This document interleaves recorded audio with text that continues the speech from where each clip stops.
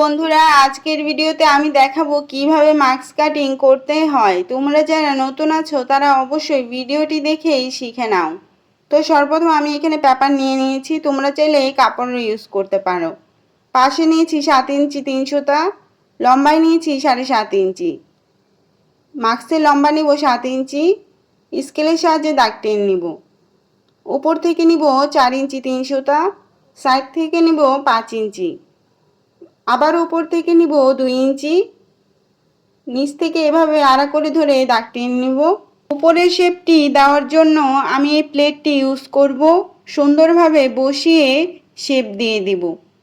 সামনের শেপ দেওয়ার জন্য এভাবে মাঝখানে বসিয়ে সুন্দরভাবে রাউন্ড শেপ দিয়ে দিব।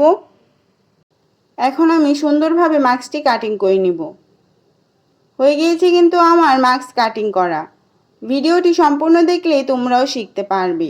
ভিডিওটি ভালো লাগলে অবশ্যই লাইক, কমেন্ট, শেয়ার করে পাশে থেকো সবাই। ধন্যবাদ সবাইকে।